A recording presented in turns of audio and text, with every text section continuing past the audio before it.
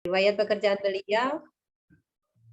Beliau saat ini bekerja di Rumah Sakit Parespira Yogyakarta, spesialis anak. Begitu pula juga di Rumah Sakit Dwi Ibantong. Untuk menyingkat waktu kita, mumpung kita semuanya masih dalam keadaan segar, pikiran masih fresh, langsung saja waktu saya persilakan untuk Dr. Desi menyampaikan materi selama 20 menit. Monggo dokter, waktu dan tempat dipersilahkan. Baik, Assalamualaikum warahmatullahi wabarakatuh. Waalaikumsalam warahmatullahi wabarakatuh. Pertama-tama saya mengucapkan terima kasih kepada Apotekin Pharma dan tim yang telah memberikan kesempatan pada pagi ini dan juga kepada seluruh peserta hadirin hari ini yang bersedia untuk mengikuti acara ini. Hari ini kita akan berdiskusi mengenai problem susah makan pada anak. Baik. Masalah makan pada anak, diantaranya sering kita temui adalah satu, tidak mau makan atau gerakan tutup mulut. Bisa jadi penyebabnya adalah pernah mengalami trauma makan, ya pernah dipaksa makan, atau pernah makan sambil ngantuk tapi dipaksa. Bisa juga cara pemberiannya yang belum betul. Tipsnya tentunya kita harus mengatur jadwal makan dan kita membuat anak lapar dulu. Ya, kemudian suka untuk mengemut ya. Kalau bahasa Jawa ngemut itu apa ya? Jadi dia suka mengulum makanannya. Jadi makannya lama. Nah, bisa jadi penyebabnya adalah anak ini kalau makan sering sambil nonton TV, nonton YouTube, sambil jalan-jalan, sambil mainan. Nah, cara mengatasinya tentu kita harus berusaha untuk mengurangi distraksi, kita mengurangi gangguan sehingga anak bisa menikmati proses makan dengan baik. Kemudian anak yang suka melepeh. Anak suka melepeh bisa jadi dia tidak suka dengan rasanya, dengan teksturnya, dengan baunya, atau bisa juga ada masalah dalam rongga mulut. Misal, apakah ada sariawan, atau anak ini sedang tumbuh gigi, atau dia memang ada kelainan bawaan. Ada anak yang memang oromotornya itu tidak begitu sempurna. Misal anak-anak dengan kelainan saraf seperti cerebral palsy, kemungkinan juga mengalami gangguan oromotor. Nah, sehingga pada anak-anak seperti ini kita perlu mencari tahu penyebabnya, kemudian juga kita perlu untuk memperbaiki cara kita memberikan makan. Kemudian ada juga small eater, atau kalau makan itu sedikit-sedikit. Ya, mungkin baru 4-5 suap sudah selesai. Nah, bisa jadi ini adalah tipe anak yang memiliki lambung yang kecil. Biasanya dia sudah terbiasa makan porsi sedikit ini sejak mulai empasi, sehingga sampai besar kalau makan sedikit-sedikit. Nah, tipsnya kita bisa memberi makan yang kalorinya tinggi, tapi dengan porsi sedikit dengan frekuensi yang lebih sering. Kemudian ada anak yang sukanya makan pilih-pilih. Nah, berarti kita perlu untuk memvariasikan menu sejak anak ini memulai makan. Kemudian ada anak yang mudah bosan, jadi dia tidak bisa diam. Kalau makan harus sambil mainan, atau mungkin 10-15 menit dia bisa duduk, setelah itu sudah lari-lari. Nah, pada anak seperti ini kita tidak bisa memaksa anak untuk menghabiskan makan. Jadi kita bisa memberikan porsi yang lebih sedikit tapi sering, dan kita beri time out-nya 30 menit. Nah, dari banyak masalah-masalah ini, yang utama adalah kita perlu memantau pertumbuhan anak ya. Pertumbuhan anak itu adalah pertambahan ukuran yang bisa kita ukur, misalnya berat badan, tinggi badan, lingkar kepala. Sebaiknya semua anak itu diperiksa setiap bulan sampai dengan umur 5 tahun ya, seperti yang ada di buku KIA. Tentunya ayah bunda memiliki buku KIA ya. Biasanya ketika ibu hamil itu sudah dibawakan dari bagian kebidanan. Nah, mungkin nanti ayah bunda bisa membuka, di sana ada grafik-grafik, di sana ada lembar untuk posyandu ya.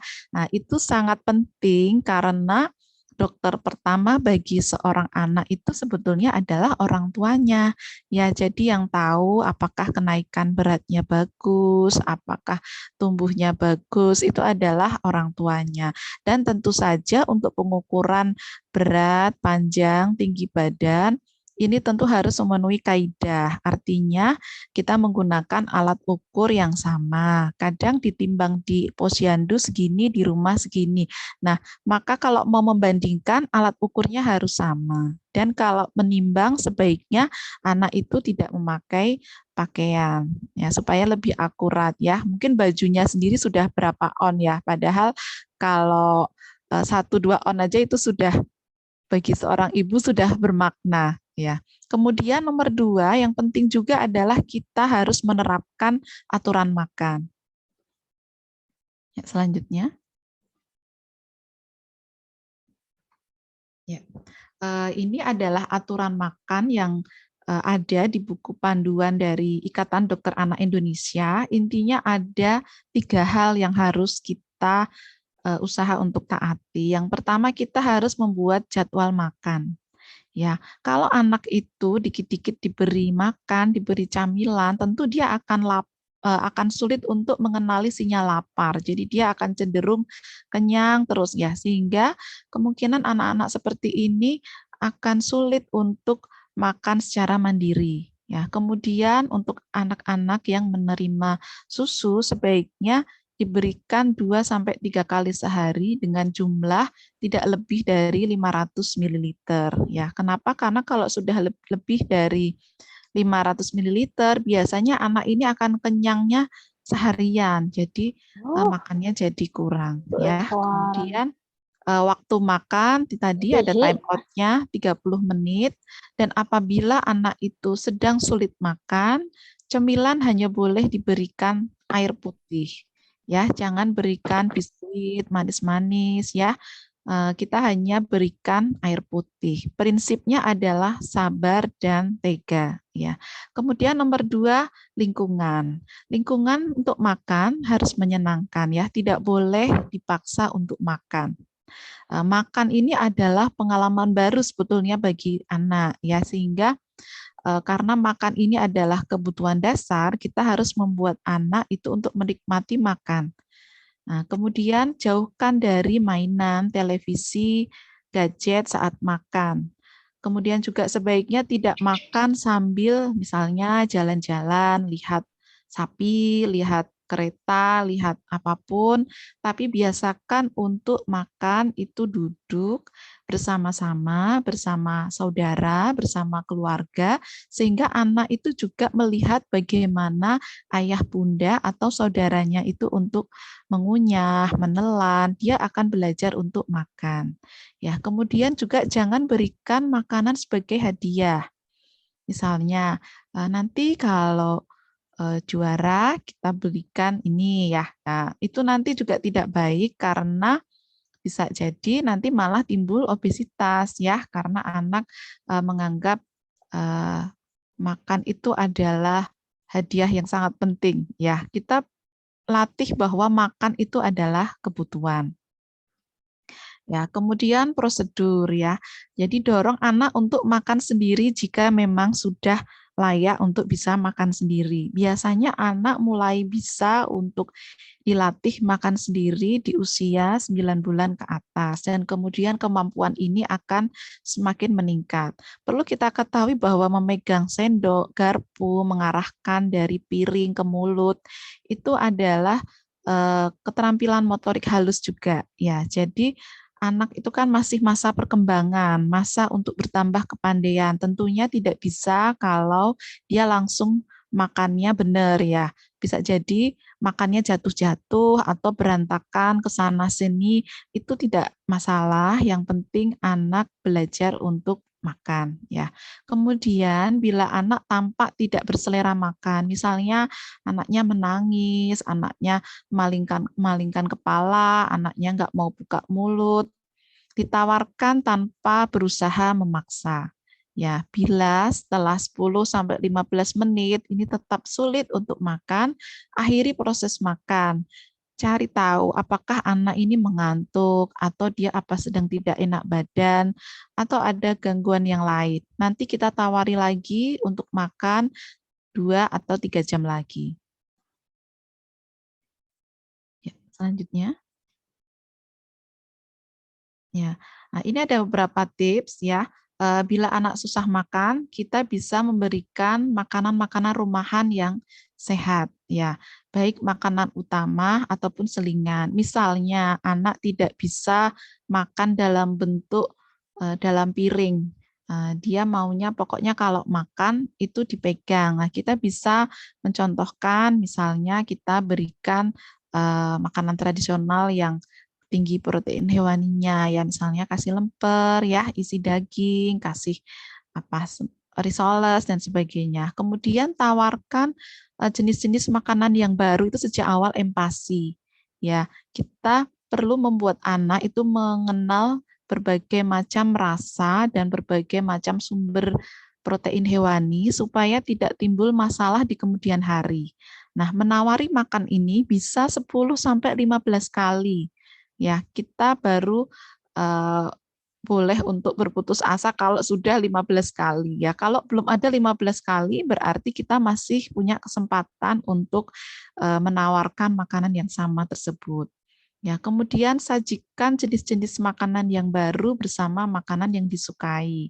Misalnya anaknya senangnya sama hati, kemudian kita ingin mengenalkan ikan, ya nanti kita kasih hati itu bersama dengan ikan. Ya, kemudian sebagai orang tua kita perlu menghindari asumsi bahwa anak itu tidak suka makanan tertentu. Jadi di pikiran kita harusnya positif ya bahwa anak itu bisa menerima semua makanan kecuali kalau memang ada kecenderungan alergi. Ya, selanjutnya. Ya. Kemudian ketika anak sudah dapat belajar makan secara mandiri, kita bisa menawarkan makanan yang bisa dia pegang, tapi yang utamanya dia adalah makanan yang sehat ya. Jadi makanan sehat artinya di sana juga ada karbohidrat, ada protein, ada lemak ya.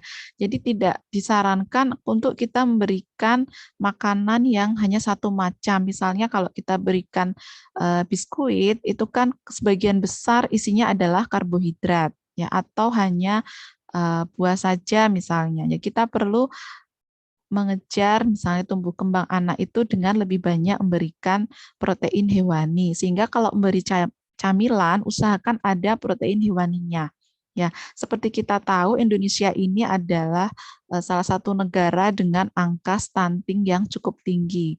Ada sekitar 9 juta anak balita kita yang dia stunting ya. Stunting itu artinya anaknya pendek, kurus oleh karena kelainan nutrisi jangka panjang.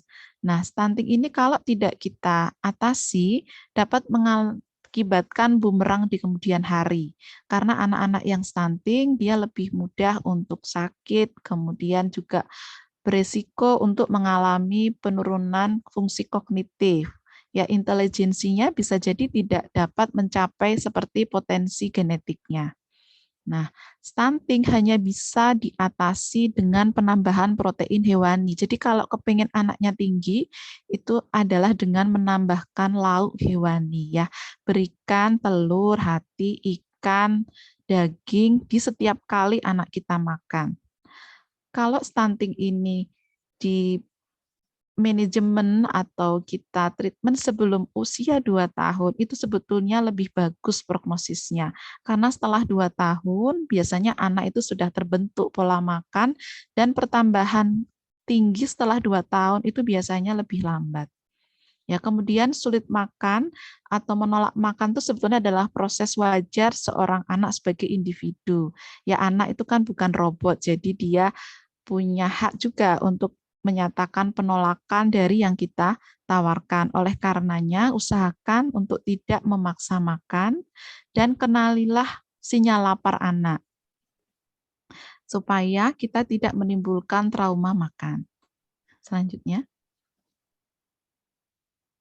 Ya, ini contoh-contoh variasi menu yang bisa kita berikan anak pada anak sejak usia 1 tahun ya. Jadi di sekitar kita kan makanan-makanan ini sering ya kita konsumsi. Kalau di Jawa ini favorit nih ya, ada bakmi rebus ya, kemudian nasi goreng. Nah, kita bisa tambahkan lauknya lebih bervariasi ya, ada telur, ada bakso, ada ayam ya. Menu-menu ini bisa kita tawarkan setelah umur 1 tahun. Nah, sebelum usia 1 tahun, supaya nantinya di umur 1 tahun dia bisa menerima menu-menu yang enak ini, makanya kita perlu menaikkan tekstur ya. Di usia 9 bulan sampai 11 bulan itu adalah masa untuk anak menaikkan teksturnya untuk lebih kasar, sehingga di usia 1 tahun dia punya pilihan makanan yang lebih banyak. Ya. Selanjutnya. Nah, ini adalah beberapa pedoman ya tentang pemberian makan ya. Kita berikan yang bervariasi, tidak ada gangguan saat makan, jangan terlalu banyak diberikan minuman manis, contohnya jus buah ya. Jus boleh, tapi harusnya tanpa gula. Ya. Kemudian berikan cemilan sehat, variasi makanan, kemudian tidak boleh dipaksa, dan kita juga harus memperhatikan protein hewani yang kita berikan harus benar-benar cara masaknya betul, cara menyimpannya betul, pastikan kebersihan dari tangan dan alat-alat makan. Selanjutnya.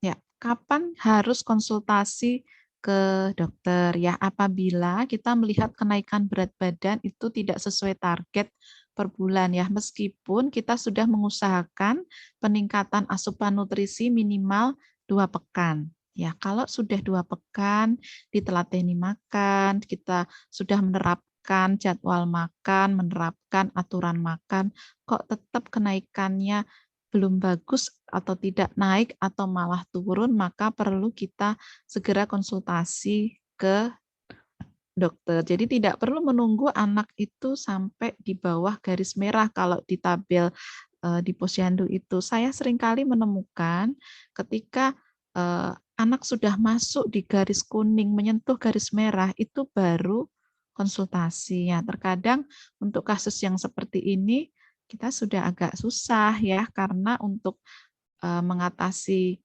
susah makan itu perlu banyak yang perlu kita evaluasi ya.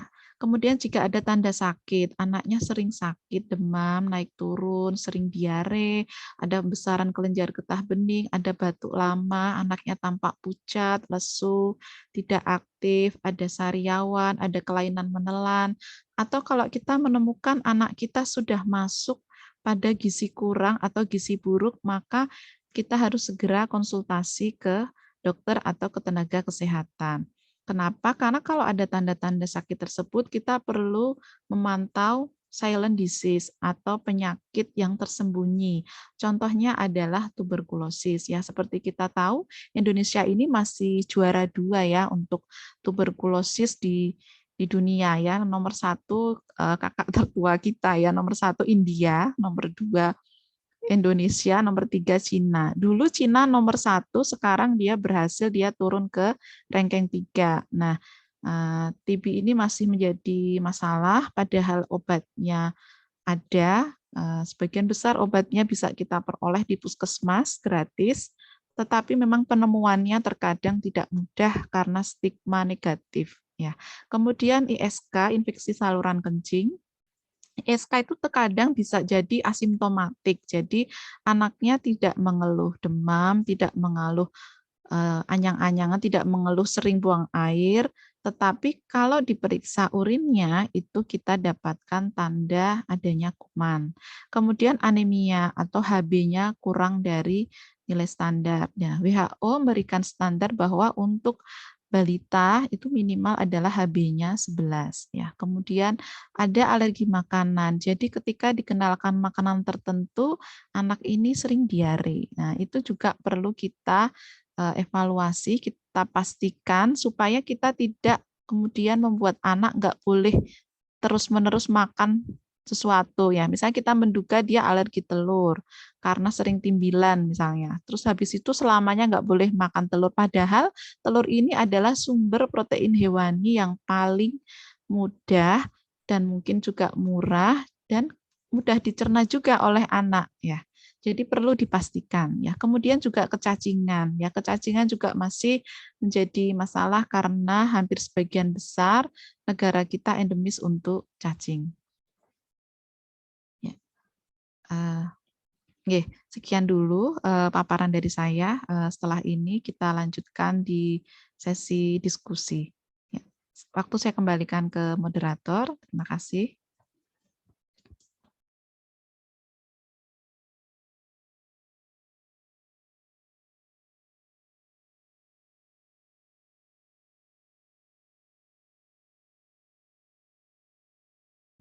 Baik, silakan Ibu Ida untuk presentasi dari Dr. Desi sepertinya sudah selesai.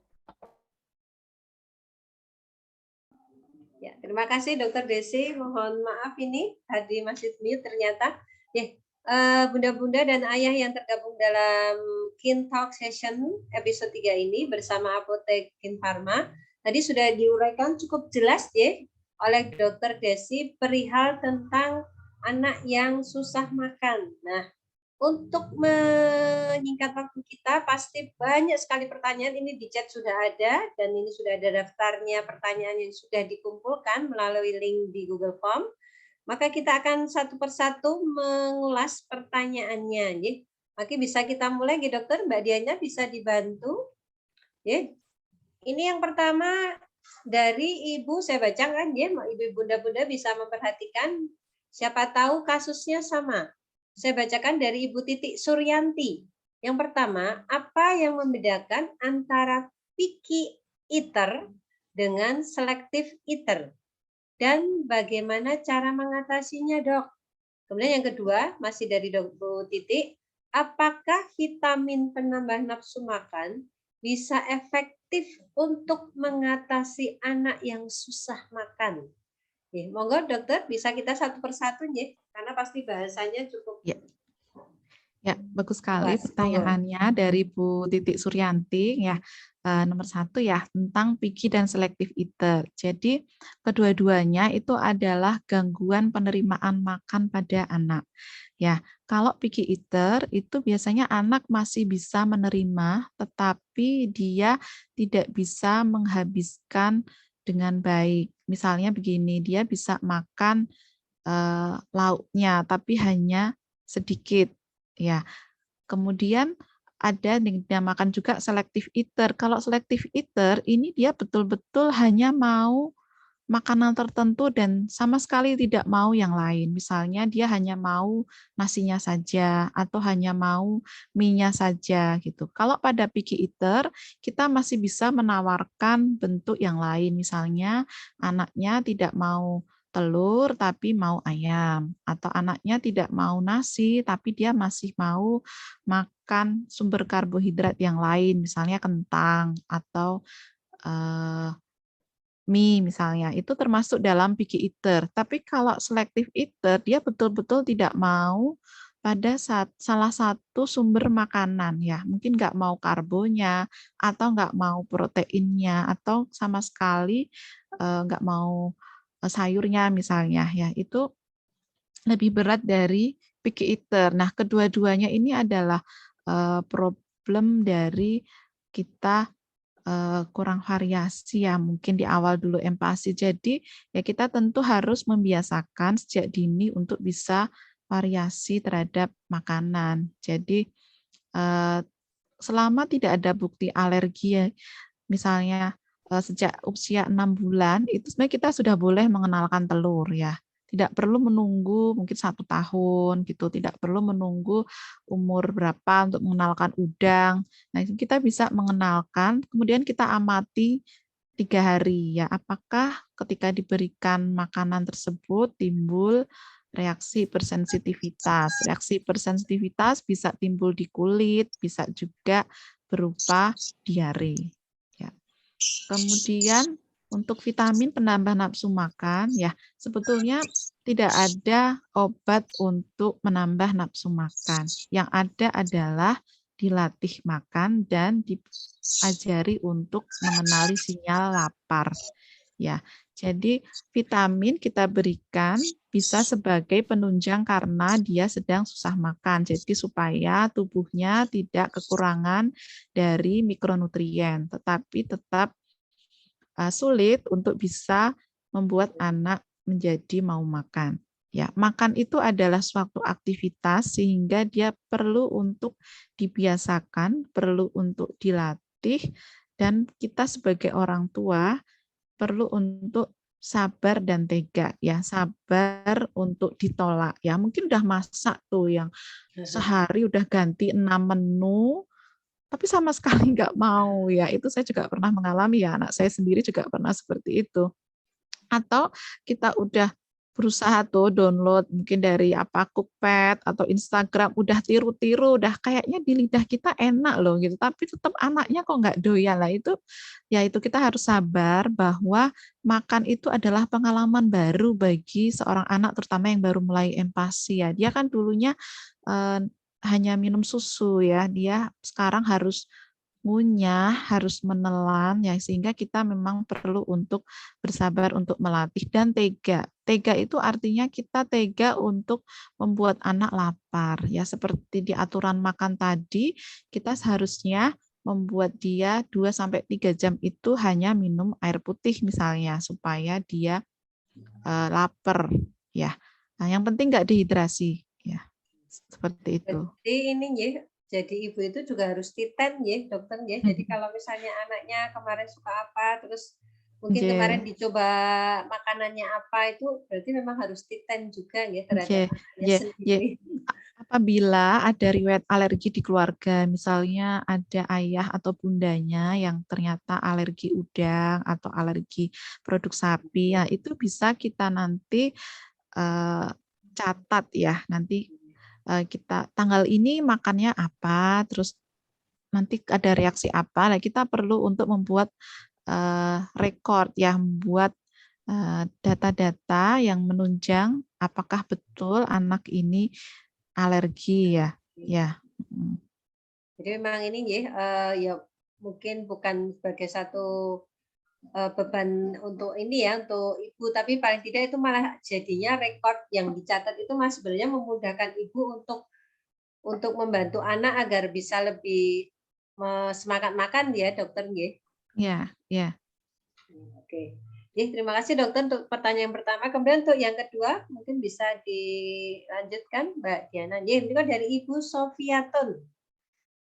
Apakah sayuran pada anak dapat menyebabkan sulit BAB? Dan apakah penggunaan obat anti sembelit pada anak boleh secara jangka panjang? Monggo. Ya. Jadi pada pemberian empasi anak itu berbeda dengan isi piringku. Ya, mungkin ayah bunda kalau sering mendengar sekarang kan udah enggak 4 lihat 5 sempurna ya.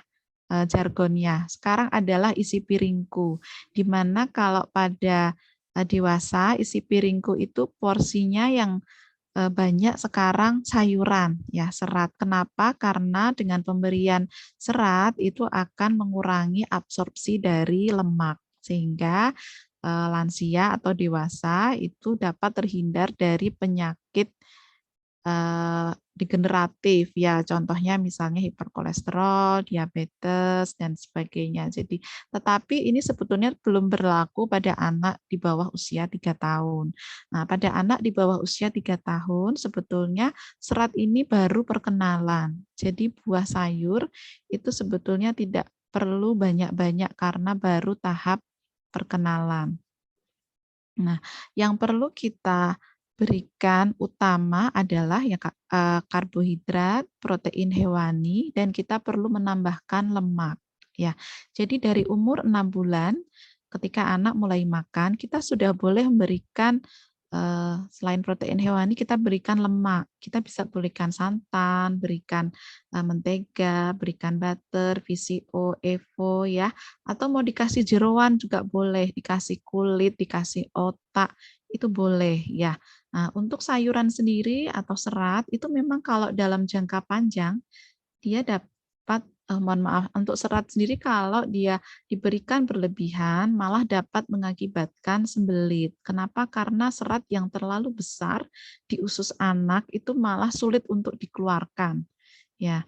Nah, kemudian pada kondisi di mana anak mengalami sembelit atau sulit untuk mengeluarkan buang air besar, dapat dibantu dengan obat anti sembelit. Nah, obat anti sembelit ini sebaiknya tidak diberikan dalam waktu jangka panjang. Artinya kita harusnya mencari tahu, kita harusnya mengubah misalnya pola makannya atau kita cari sumber organiknya apa.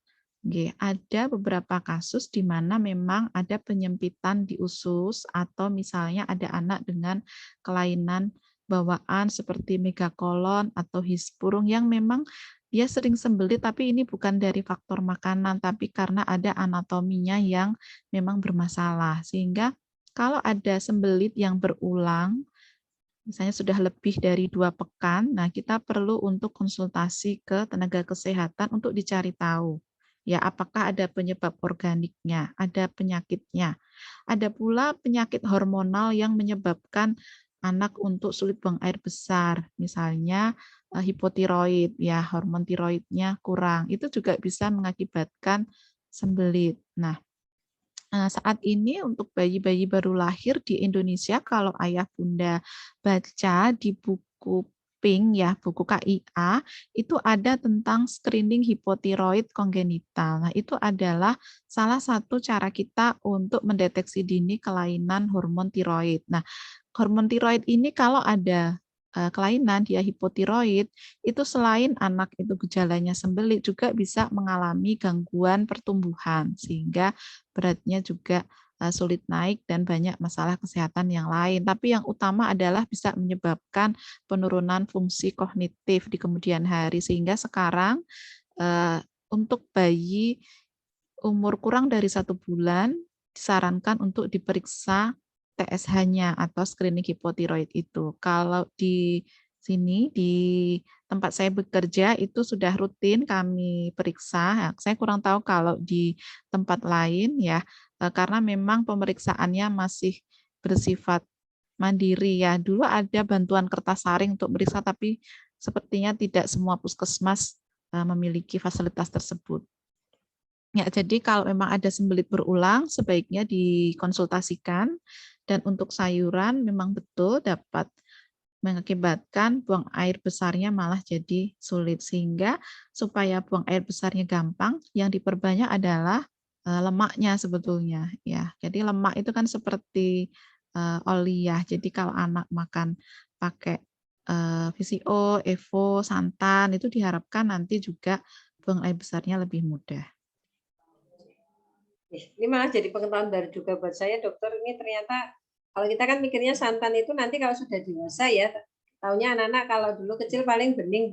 Ternyata ini malah sudah harus mulai dikenalkan ya. Jadi memang ibu-ibu jangan lupa rutin untuk periksa ke dokter setiap ke dokter posyandu atau puskesmas ya, karena biar bisa membantu untuk memantau perkembangan anak-anak kita. Karena memang Masya Allah ya, sekarang ternyata zaman untuk masalah kesehatan anak ini memang benar-benar harus ibu-ibu perhatikan sekali ya.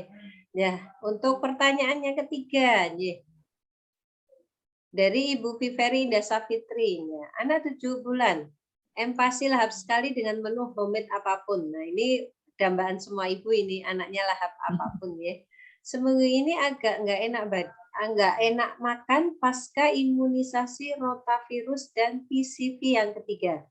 Jadi hanya makan beberapa suap saja. Tapi ketika diberi sumsum tulang sapi, dia mau dan lahap. Apakah ini karena efek pasca imunisasi? Ya, monggo. Ya. Untuk memastikan itu efek pasca imunisasi atau tidak, tentunya kita perlu untuk mengamati ya, Bunda ya. Jadi biasanya kalau efek KIPI atau kejadian ikutan pasca imunisasi itu maksimal 30 hari. Ya, jadi kalau seperti ini sampai lebih dari 30 hari ya kemungkinan bukan karena KIPI ya. Satu, yang dua, losing appetite atau kehilangan nafsu makan setelah imunisasi PCV itu biasanya sifatnya hanya berhari-hari ya. Biasanya tidak lebih dari seminggu ya. Nah, kemudian ini kita lihat ternyata kalau diberi makanan yang enak ya, sumsum tulang dia mau ya, berarti bisa jadi anak ini ingin variasi di menu dan rasa.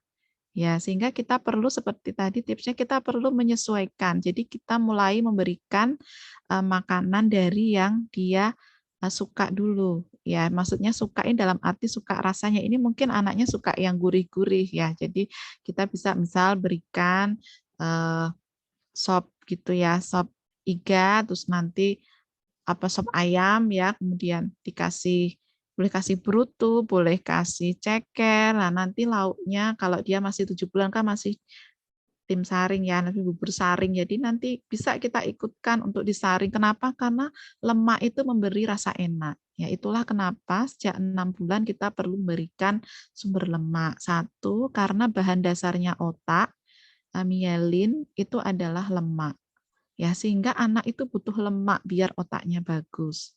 Nomor 2, lemak ini merangsang nafsu makan ya. Kita kalau makan gorengan kayaknya lebih nikmat ya daripada makan buah ya, karena memang lemak ini memberi rasa enak ya. Kolesterol itu beri rasa enak, dan lemak ini cepat untuk menaikkan berat badan ya, sehingga kita bisa memberikan lemak itu sejak awal. Jadi nggak usah takut mau kasih jeroan, mau kasih otak, mau kasih kulit, mau kasih usus, mau kasih hati, itu boleh kita berikan, hanya saja teksturnya kita sesuaikan sesuai dengan umur anaknya, kemudian kita juga variasikan rasanya. Ya, mungkin hari ini di bumbu opor, besok di bumbu pepes, ya monggo silahkan, karena Indonesia ini kan negara yang kaya akan cita rasa ya, ada banyak variasi menu sebetulnya dari khasanah makanan kita. Oke, dokter. Nah ini tadi saya boleh bertanya ya dokter, berkenaan tadi. Kalau jeroan ini tadi tekstur disesuaikan dengan usia. Kalau porsinya sendiri bagaimana dokter? Apakah boleh terus sering-sering anaknya suka atau tetap diatur dengan karbo, protein juga?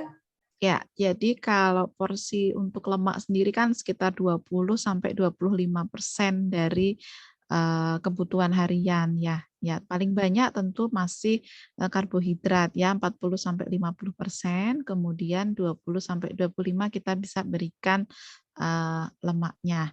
Nah, pada anak-anak sendiri sebagian besar masih belum bermasalah dengan dislipidemi ya. Biasanya kelainan pengaturan kolesterol dan lemak ini terjadi pada usia yang lebih besar ya, misalnya anak-anak di atas usia 5 tahun ya. Kalau masih di bawah 2 tahun itu sebetulnya kebutuhan untuk kolesterolnya masih banyak. Kenapa? Karena otak bayi itu berkembang pesat di 1000 hari pertama, yaitu dari sejak dalam kandungan sampai dengan umur 2 tahun. Nah, otak ini berkembang sampai dengan sudah mencapai hampir 85%. Nah, sementara bahan dasar otak itu adalah diantaranya lemak, ya, sehingga kita boleh memberikan lemak tadi yang ditambahkan, ya. Kemudian kalau misalkan ada kecenderungan alergi terhadap sesuatu, misalnya alergi terhadap protein sapi, ya kita bisa perkenalkan protein yang lain, ya kan ada ikan, ada udang, ada telur, ya masih banyak alternatif. Kemudian kalau dia alergi susu sapi, berarti kan kita mungkin juga tidak bisa memberikan sumber lemak yang dari sapi, misal butter atau mentega. Nah, kita bisa mengganti dengan yang sifatnya nabati seperti minyak atau santan tadi. Oke, Wah, semakin seru nih ya untuk pertanyaan kita. Oke, Mbak Diana bisa selanjutnya. Dari Ibu Imaratul Qosyiyah. Apakah kebiasaan makan anak sesuai dengan kebiasaan ibu saat hamil? Dan katanya anak perlu dipaparkan makanan yang dibencinya agar lama-lama mau. Apa tidak maksudnya mungkin apakah boleh seperti itu dan berapa lama waktu untuk memaparkan tentang makanan yang dibencinya? Mungkin tidak disukai gitu ya. Iya. Ya, Ya. Ya, kebiasaan makan itu lebih dipengaruhi oleh lingkungan. Ya, jadi biasanya kalau lingkungannya itu makannya bervariasi dan sehat, anaknya juga akan mengikuti demikian. Ya, kalau berdasarkan literatur yang pernah saya baca, yang berpengaruh itu adalah makanan yang dikonsumsi saat menyusui. Ya, jadi kan yang kita makan, yang dimakan oleh bundanya itu mungkin ada beberapa rasa yang ikut masuk di ASI-nya sehingga juga memberi rasa kepada bayi. Nah, sehingga kalau ibunya punya kecenderungan nggak suka ini, nggak suka itu, mungkin nantinya juga anaknya akan demikian, karena anak itu adalah peniru ulung ya, dia meniru orang tuanya. Jadi kalau ingin makannya yang benar, ya kita mencontohkan juga yang benar ya. Nah, kemudian apakah perlu dipaparkan? Ya, seperti yang tadi sudah ada di aturan makan bahwa kita boleh menawarkan sampai maksimal 15 kali ya untuk jenis makanan. Dan hindarkan asumsi atau pikiran negatif bahwa anak ini nggak doyan sesuatu gitu. Kita perlu menghindari memikirkan hal itu ya supaya kita nggak ini sendiri ya, nggak sepaneng sendiri ya. Jadi tetap kita berusaha untuk mengenalkan makanan yang bervariasi. Nah, kalau memang nanti tetap tidak mau, ya nanti suatu hari kita tetap tawarkan lagi ya, dan kita berikan alternatif yang memang juga sesuai dengan kebutuhannya.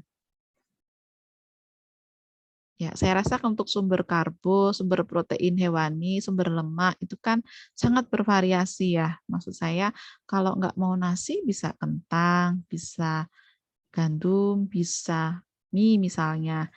Kemudian bisa ubi, itu juga sama-sama karbohidrat ya. Kemudian kalau anak tidak suka dengan protein hewani tertentu, kita bisa mengenalkan pelan-pelan dengan alternatif yang lain. Ya, itulah sebabnya empati itu perlu diberikan dengan bervariasi sejak dini supaya nantinya tidak ada masalah. Dan melakukan feeding rule itu juga harusnya dilakukan dengan konsisten. Ya, jadi katanya tidak kita perlu orang sekampung ya untuk membesarkan anak. Artinya kalau ibunya berusaha menerapkan feeding rule ya tentunya ayahnya mungkin nenek kakeknya, budenya ya. harusnya juga konsisten juga bahwa kita ingin membangun lingkungan dan suasana makan yang baik ya. Jangan ibunya sudah sesuai, tiba-tiba ini dirusak sama orang lain sehingga kita perlu untuk konsisten ya. Konsisten ini yang memang tidak mudah, makanya kita perlu mengedukasi masyarakat. Nah, alhamdulillah kalau mungkin di sini ada kader dari Posyandu atau mungkin dari PKK ya, mungkin kita bisa sharing ya bahwa sekarang ini makanan pertama tuh bukan pisang ya. Kalau dulu bayi makan pertama itu pisang, pepaya, buah, kemudian menu tunggal. Ya sekarang dari 6 bulan itu dia sudah bisa makan pakai karbo, pakai lauk, ditambah dengan lemak, itu boleh. Ya justru dianjurkan seperti itu. Ya supaya apa? Supaya kenaikan beratnya tetap baik. Ya. Bagus sekali. Memang kita ibu-ibu ini kadang kalau memasak menyajikan itu kan hafalannya itu aja dokter. Berarti ibunya juga harus ini ya banyak belajar untuk lebih mengetahui variasi dari karbo, protein, lemak itu apa saja ya. Jadi tidak membosankan juga bagi si anak. Ya. Selanjutnya, pertanyaan selanjutnya, Mbak.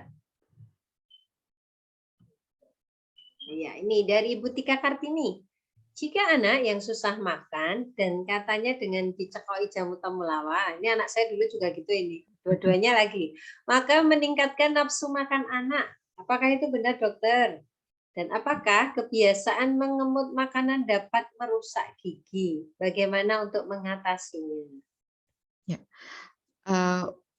seperti yang sudah saya sampaikan tadi, bahwa sampai dengan sekarang itu kita belum menemukan obat atau mungkin makanan yang bisa meningkatkan nafsu makan anak. Ya, jadi kalau di dunia medis cekokan ini kan belum ini ya.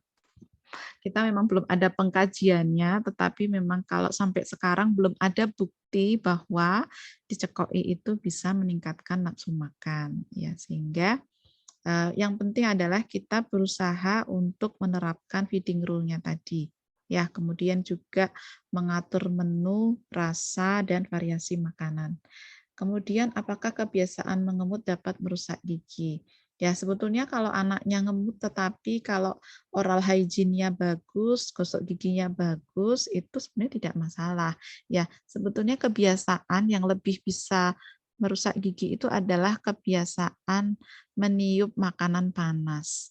Ya, jadi kita kan sebagai Muslim ada anjuran bahwa tidak meniup di makanan panas. Ini ternyata secara medis ada buktinya bahwa kalau kita meniup makanan panas, dalam hal ini orang dewasa ketika menyuapi anaknya, maka kuman-kuman yang di gigi orang dewasa ini ikut masuk di makanan anak tersebut, sehingga gigi-gigi anak kita berisiko untuk mengalami karies. Ya, oleh karenanya supaya nantinya tidak ada masalah gigi yang kemudian menimbulkan masalah makan, kita perlu membersihkan mulut itu sejak bayi itu lahir ya. Awalnya bisa dengan kasa, diberi air hangat atau kain, dibasahi air hangat.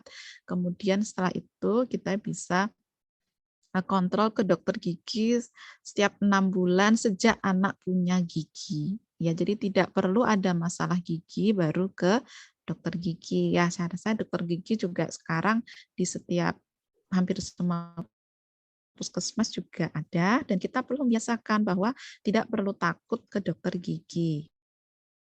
Ya, nanti di sana anak-anak akan diajari bagaimana gosok gigi, bagaimana untuk anak itu kooperatif ya, karena kan kalau nggak pernah terus nanti pas sakit gigi biasanya nanti takut tuh lihat alat-alatnya ya. Kalau dia sudah familiar sejak awal itu mungkin nanti akan lebih mudah kalau ada masalah gigi.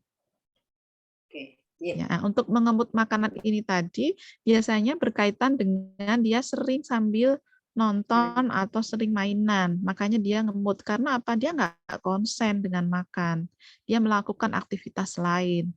Nah, oleh karenanya supaya dia tidak ngemut ya kita betulkan cara makannya. Oke, alhamdulillah. Ini dari masih ada betul nggih, Mbak Diana, untuk pertanyaan yang dari link. Apakah sudah habis atau masih? Oh, sudah habis, Oke. Oke, alhamdulillah pertanyaan dari yang sudah dikumpulkan melalui Google Form sudah habis dan waktu masih ada.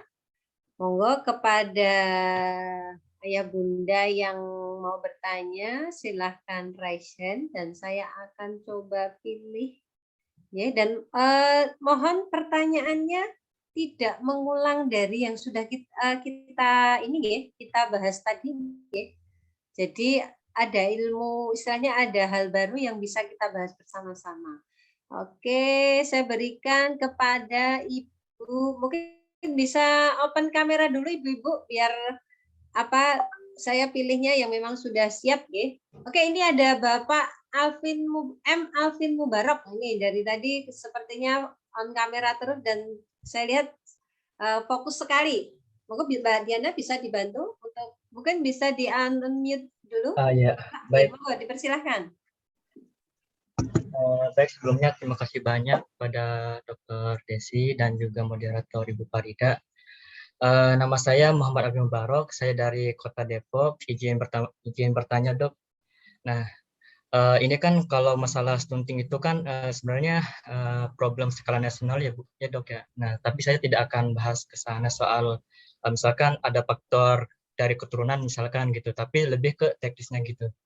Nah, pertanyaan saya itu gini Dok, mengapa anak mulai menjadi picky eater ketika di atas 1 tahun? Dan apa yang sebenarnya terjadi di saat usia tersebut? Bukankah secara teori itu di usia anak-anak itu kan perkembangan itu lebih cepat dan rasa ingin tahu yang lebih tinggi. Lalu yang kedua, apakah masalah ini itu bisa diatasi dengan merubah mindset anak? Misalkan dengan cara komunikasi gitu.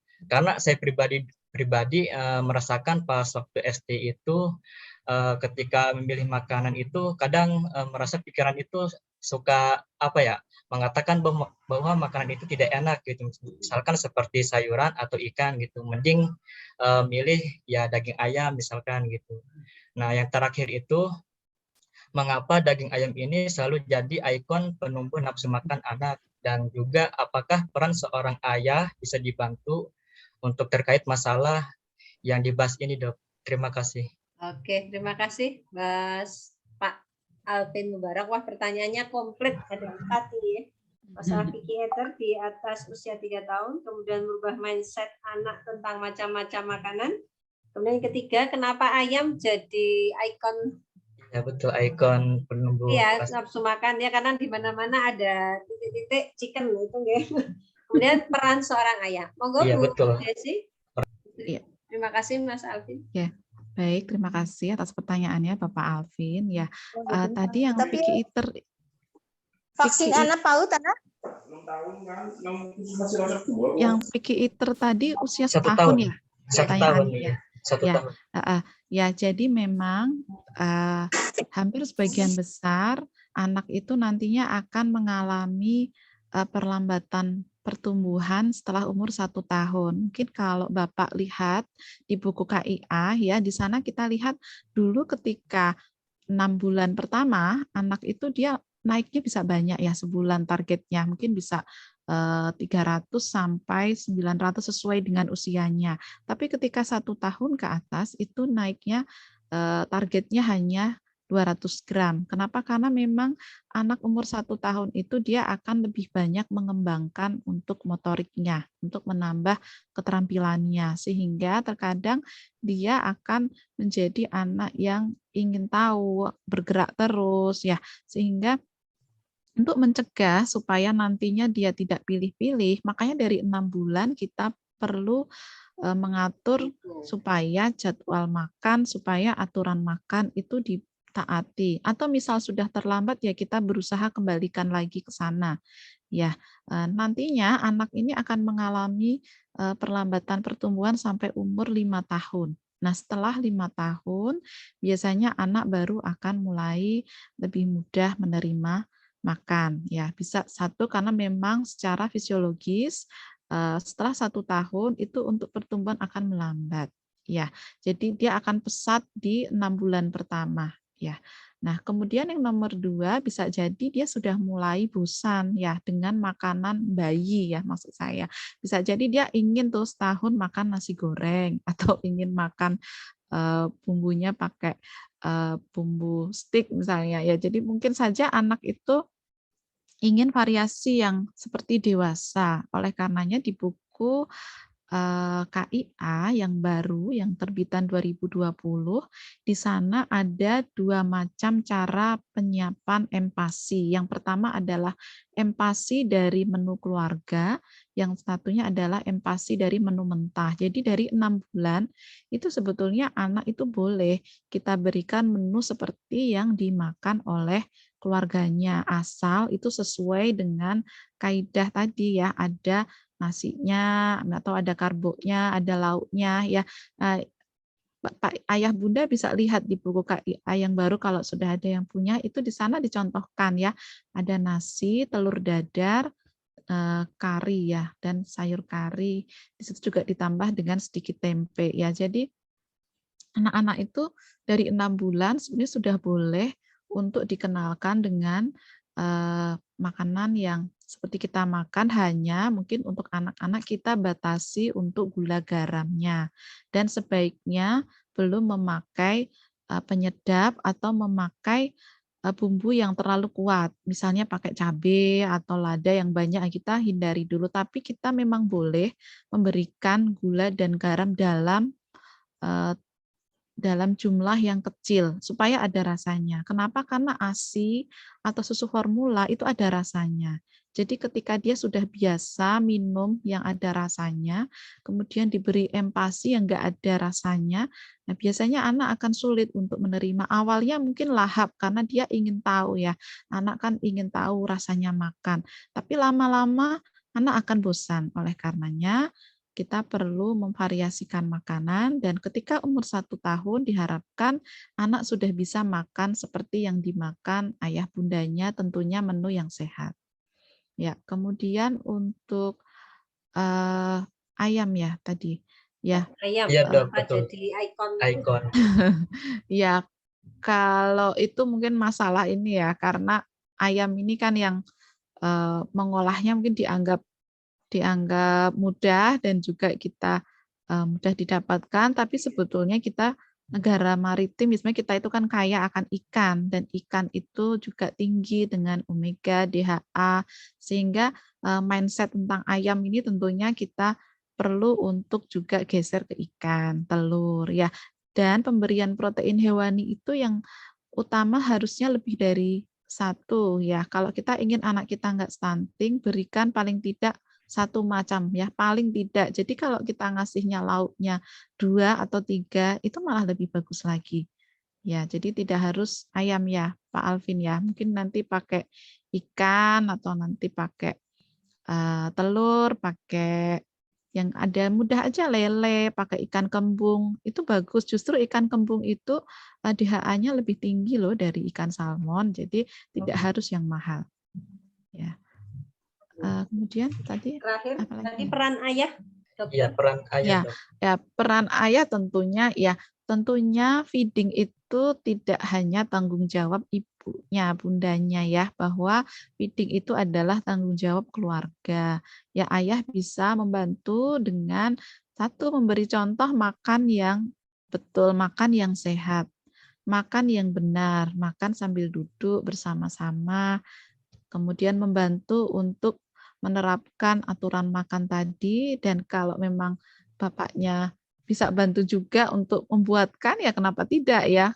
Seperti kita tahu kan chef itu kebanyakan malah bapak-bapak ya, jadi siapa tahu kalau yang masak bapaknya, anaknya malah doyan. Nah itu boleh aja ya Pak Alvin kalau mau nyoba gitu ya. Jadi malah bagus karena tanggung jawab membesarkan anak tidak hanya pada ibunya, tapi juga ayahnya. Ya minimal bapaknya nyontoni makan yang benar ya. Anaknya nggak boleh makan kerupuk misalnya, bapaknya bapaknya malah makan kerupuk di depan anaknya, ya itu kan nggak konsisten ya, sehingga memang perlu peran dari keluarganya ya, dari ayahnya, dari kakek neneknya ya. Makanya edukasi atau peningkatan pengetahuan itu sangat penting ya. Sekarang ilmu itu sebetulnya lebih mudah kita dapatkan, bisa ikut webinar, kemudian bisa ikut Zoom seperti ini, bisa baca di buku KIA, bisa ikut kuliah WhatsApp. Ya mungkin kalau yang aktif medsos ada ya berapa IG yang dia ada kulwabnya yang diasuh oleh dokter spesialis anak. Nah, yang penting sumbernya kita harus pastikan bahwa memang berkompeten di bidang tersebut.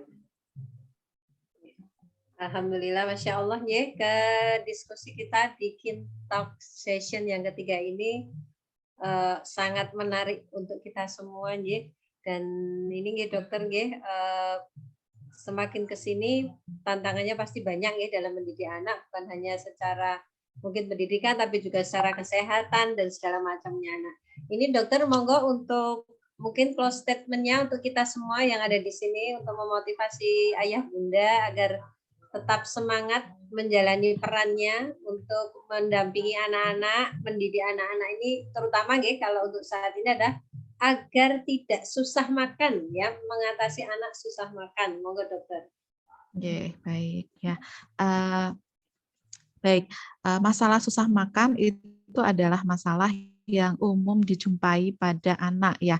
Bahkan anak saya juga gitu ya, dua-duanya itu pernah mengalami susah makan. Hanya saja nomor satu kita perlu untuk tidak terlalu stres ya menghadapi anak susah makan ya. Jadi memang betul bahwa anak itu ada target sekian beratnya, tingginya, tetapi memang kadang kita perlu untuk lebih santai, tapi juga kita kalau ada apa-apa segera konsultasi gitu ya. Jadi itu kemudian juga bahwa prinsip pemberian makan itu adalah sabar, sabar, sabar dan tega. Ya, untuk bisa melatih anak makan, kita menerapkan aturan makan, kita ajari, kita beri contoh makan yang benar, yang sehat, dan itu tadi kuncinya sabarnya harus banyak ya. Ya, kemudian kalau memang ada masalah, sebulan, 2 bulan sudah ditelateni kok tetap seperti ini, ya monggo untuk bisa konsultasi ke tenaga kesehatan. Sekarang di puskesmas juga ada ahli nutrisi ya, sehingga ayah bunda juga bisa memanfaatkan fasilitas tersebut. Ya, kemudian nanti untuk pertanyaan-pertanyaan boleh kalau nanti yang mau dikirim ke email saya tadi ada ya di email di CV tadi ya Bu Farida, nanti bisa Ya. ditampilkan. Monggo ya, nanti akan berusaha saya jawab ya. Ya, nggih. Semangat ayah bunda ya, semoga anak-anak kita tumbuh menjadi anak-anak yang sehat, anak-anak yang berkualitas ya, berkualitas baik secara spiritual, secara fisik ya. Tentunya kita ingin membangun generasi yang lebih baik ya. Untuk membangun generasi itu maka kita sebagai orang tua kita perlu lebih banyak belajar dan mencari tahu. Dan kalau mencari tahu, monggo mencari tahu kepada pihak yang sudah memang ahlinya ya, jangan hanya percaya katanya gitu ya. Sekarang ada banyak media, monggo dimanfaatkan ya. Terima kasih ya. Terima kasih sekali Dr. Desi Sinta, MSc, SPA atas ilmunya pada pagi hari ini. Ya. Kenapa ya anakku susah makan? Tips mengatasi anak susah makan. Ya. Ayah bunda, ini tadi sudah banyak hal yang bisa kita pelajari. Monggo nanti bisa mulai dipraktekkan, disesuaikan dengan problema yang ada pada diri anak-anak. Dan tadi kalau dokter bilang tadi ya santai, sabar, dan tega. Nah ini saya sedikit menambah. Jangan lupa ayah bunda tetap mencari informasi yang tepat, menambah wawasan kita sebagai orang tua, dan tentu saja semuanya kita landasi dengan niat karena lillahi ta'ala atau karena Tuhan yang Maha Esa. Jadi kita mengalami kesulitan, kita tidak mudah putus asa. Anaknya jangan sampai kita mengalami kekerasan verbal atau fisik dari kita orang tuanya. Jadi itu tadi sabar dan tega, dan tentunya semua itu selain niat juga dilandasi dengan ilmu atau informasi yang tepat. Alhamdulillah, Keep Talk Session episode 3 pada hari ini, hari Minggu, tanggal 26 Desember 2021 ini sudah selesai, dan saya di sini sebagai moderator yang mendampingi Ibu Desi Sinta mengucapkan terima kasih atas partisipasi ayah bunda semua, dan mohon maaf ini tadi yang raise hand banyak yang belum bisa kita follow up maupun yang ada di chat juga belum bisa kita follow up, tapi tadi Dr. Desi sudah mempersilahkan ayah bunda untuk mengirimkan email kepada beliau, dan beliau insya Allah akan berusaha menjawab, tentu saja disesuaikan dengan kesibukan beliau. Jadi sebelum saya akhiri, Dr. Desi Sinta, MSc dan spesialis anak, saya mengucapkan banyak terima kasih atas sharingnya hari ini ya dokter, insya Allah akan bermanfaat untuk kita semua. Dan Bapak Ibu, Ayah Bunda semuanya, sekali lagi terima kasih dan mohon maaf dari saya. Billahi taufiq wal hidayah. Wassalamualaikum warahmatullahi wabarakatuh. Waalaikumsalam warahmatullahi wabarakatuh.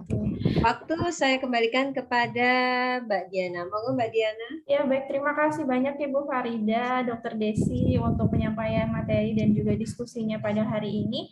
Sangat menarik sekali ya, pastinya sangat menambah wawasan untuk kita semua. Tidak terasa, kurang lebih 1 jam sudah berlangsung. Kita sudah berada di sesi akhir acara. Karena itu saya ucapkan kembali lagi terima kasih kepada narasumber dan juga moderator yang sudah menyempatkan hadir, dan juga terima kasih kepada Bapak Ibu sekalian peserta webinar yang sudah bergabung bersama kami dari awal hingga akhir. Terima kasih atas partisipasinya. Semoga acara ini dapat bermanfaat untuk kita semua. Selanjutnya yang ditunggu-tunggu di akhir sesi acara yaitu adalah pengumuman door prize atau hadiah bagi peserta yang beruntung. Pada kesempatan kali ini ada door prize yaitu mini gold dan juga voucher cashback Shopee Pay yang akan diberikan kepada peserta yang beruntung. Kira-kira siapa yang beruntung? Boleh minta bantuannya operator untuk share screen untuk peserta yang beruntung kali ini.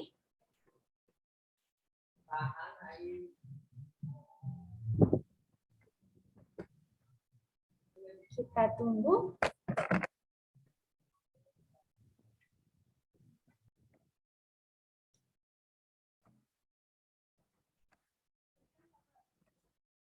Kita tunggu, mungkin bisa next lagi, yang mana yang pengumuman peserta yang beruntung yang sudah memenuhi kriteria dan ketentuan pemberian door prize.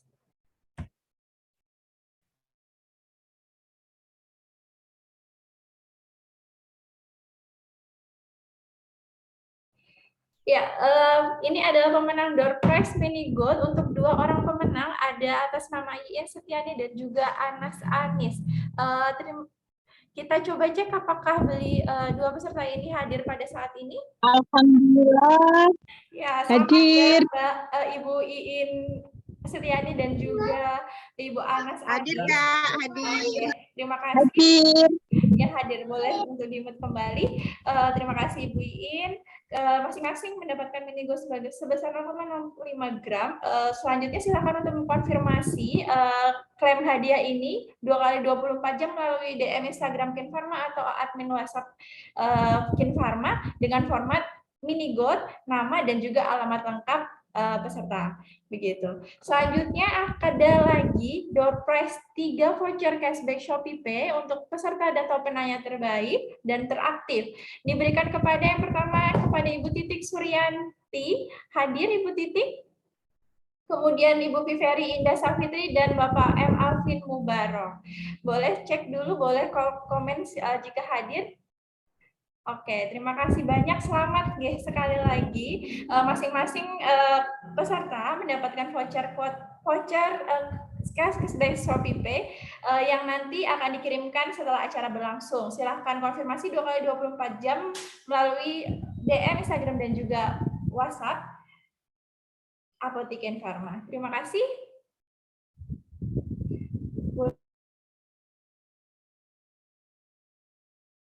Ya, terima kasih atas partisipasinya Bapak Ibu sekalian dan sekali lagi selamat kepada peserta yang beruntung. Semoga hadiah yang diberikan ini bukan hanya untuk semata-mata pemacu untuk mengikuti acara webinar, namun juga mengikuti webinar karena memang ingin mendapatkan ilmu yang disampaikan begitu. Baiklah, jangan lupa sekali lagi untuk mengkonfirmasi dalam waktu 2 kali 24 jam. Selanjutnya, Bapak Ibu sekalian, melalui akun YouTube channel Kinfarma, nanti akan ada recording ulang dari acara pada pagi hari ini. Jadi jika memang nanti Bapak Ibu sekalian sempat tertinggal atau telat bergabung, bisa untuk kembali mengecek link akun YouTube Kinfarma yang akan diberikan nanti setelah acara berlangsung. Dan Bapak Ibu sekalian, Apotek Kinfarma menyediakan beberapa fasilitas berupa konsultasi dokter, konsultasi obat, kemudian info dan tips kesehatan yang diupdate setiap minggunya, serta agenda KTS atau Kintong Session episode-episode berikutnya yang akan diselenggarakan dalam beberapa bulan sekali. Jadi dimohon untuk Bapak Ibu sekalian untuk tidak meninggalkan grup WA KTS karena akan mendapatkan info-info yang lainnya dan lebih bermanfaat lagi. Semoga informasi yang disampaikan di grup KTS maupun di acara ini dapat bermanfaat bagi kita semua. Demikianlah Bapak Ibu sekalian untuk acara pada kali ini, dan jangan lewatkan untuk acara talk session kita pada kesempatan kali ini. Pada kesempatan selanjutnya akan ada pembahasan dari Dr. Anissa Tridamayanti, spesialis penyakit dalam, dan stay tune dan jangan meninggalkan grup WhatsApp. Gitu. Terima kasih. Demikianlah rangkaian webinar yang telah dilaksanakan. Semoga bermanfaat bagi Bapak Ibu sekalian, dan mohon maaf apabila banyak kesalahan yang terjadi. Semoga kedepannya akan lebih baik kembali. Cukup sekian dari saya dan seluruh tim yang bertugas dari Kinfarma. Terima kasih sekali lagi para narasumber dan juga moderator atas waktu yang diberikan, dan terima kasih kepada peserta atas waktu dan partisipasinya. Saya akhiri. Wassalamualaikum warahmatullahi wabarakatuh. Waalaikumsalam warahmatullahi wabarakatuh. Terima kasih.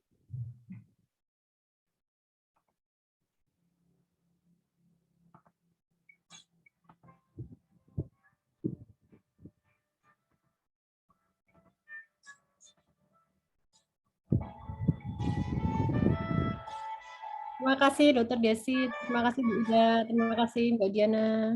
Terima kasih semuanya. Mungkin Dr. Desi, Bu Farida, boleh kita untuk ambil sesi foto terlebih dahulu?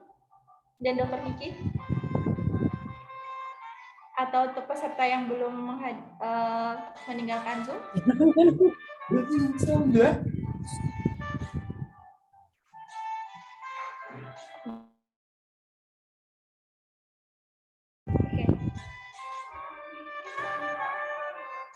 Oke. Saya screenshot untuk yang pertama. 1, 2, 3.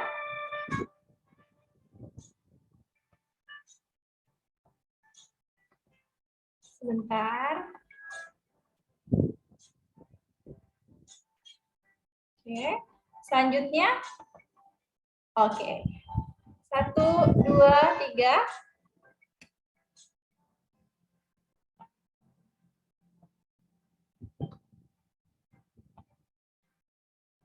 Baik, terima kasih banyak kepada peserta yang sudah bergabung dan masih bergabung bersama Kinfarma, dan nantikan untuk episode KTS selanjutnya. Saya izin keluar ya. Baik, terima kasih banyak Dr. Desi. Oke, terima kasih. Oke, saya ikut nyusul ya. Terima kasih Mbak Diana, matur nuwun pangapunten. Assalamualaikum.